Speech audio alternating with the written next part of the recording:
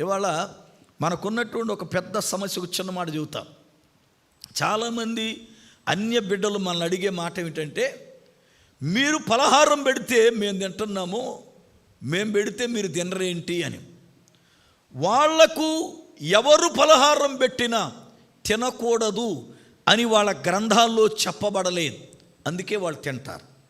తప్పేం కాదు, అది వాళ్ళ సిద్ధాంతం. కానీ మనము రక్షించబడిన తరువాత మనము విగ్రహానికి అర్పించినది తినకూడదు అని ఖచ్చితంగా వాక్యం మనకు బోధించింది. ఒకవేళ ఎవడైనా విగ్రహానికి పెట్టింది తినవచ్చు అని అంటే అది దెయ్యపు బోధ అని వాక్యం మాట్లాడింది. చూడండి, వాక్యం ఒక్కసారి చూద్దాం. ప్రకటన గ్రంథము 2వ అధ్యాయము 21వ వచనం చదువుదాం.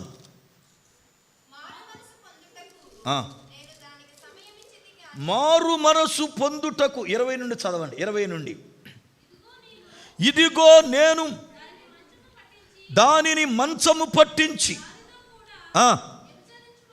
వ్యభిచరించువారు దాని క్రియల విషయమై మారు మనసు పొందితేనే గాని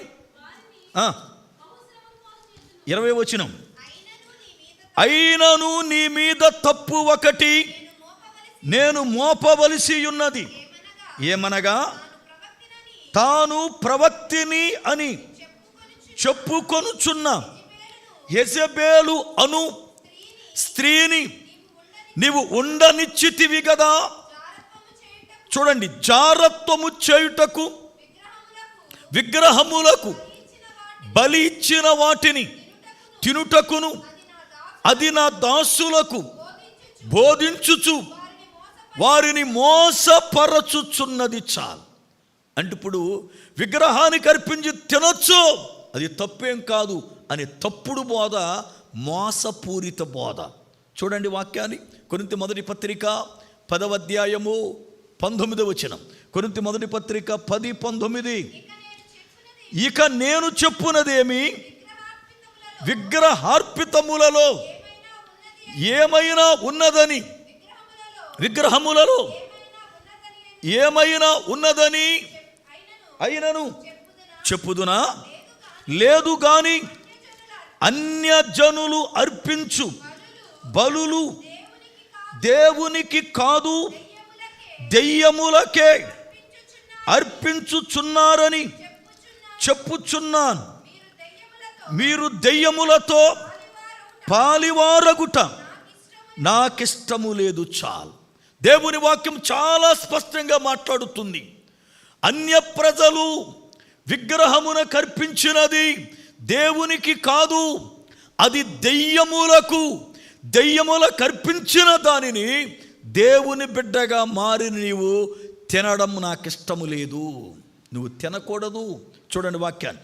అపోస్తలుల కార్యముల గ్రంథం 15వ అధ్యాయం 19-20 వచనాలు. అపోస్తలుల కార్యముల గ్రంథం 15-19-20 వచనాలు. కాబట్టి అన్యజనులలో నుండి దేవుని వైపు తిరుగుచున్న వారిని మనము కష్టపెట్టక విగ్రహ సంబంధమైన అపవిత్రతను, జారత్వమును, గొంతు పిసికి చంపిన దానిని, రక్తమును విసర్జించుటకు వారికి పత్రిక వ్రాసి పంపవలెనని నా అభిప్రాయము. దేవుని యొక్క లేఖనములో విగ్రహార్పితమైనది అది యోగ్యమైనది కాదు, అపవిత్రమైనది. కనుక పవిత్రులైన మీరు అపవిత్రమైన వాటిలో పాలు పొందకూడదు అని లేఖనం బోధిస్తుంది. కనుకనే మనము దాన్ని మనము తినకూడదు అంతే.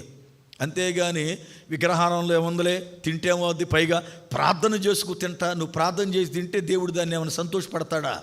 అబ్బా వీడు భలే ప్రార్థన చేసుకున్నాడని ఏమైనా సంతోషపడతాడు? పిచ్చి పిచ్చి వేసాలి ఇవన్నీ కూడా. వద్దు అంటే మానే అంతే. ఎందుకంటే నువ్వు రక్షించబడ్డావు. వాక్యములో నిలబడాలంతే. మనుషులు మెప్పించడానికో, మనుషుల దృష్టిలో గొప్పవాళ్ళు అనిపించుకోవడానికో పనికి మాలిన ఏషాలు వేయకూడదు. నువ్వు చెడిపోయింది కాకుండా నీతో నడిచే వాళ్ళని కూడా చెడిపేస్తావు ఇలాంటి ఏషాలు వేస్తే. నీతో ఉన్నవారు కూడా పాడైపోతారు. కనుక దేవుని పిల్లలుగా వాక్యమందు నిలబడడం కష్టం. వాక్యమందు నిలబడడం కష్టం.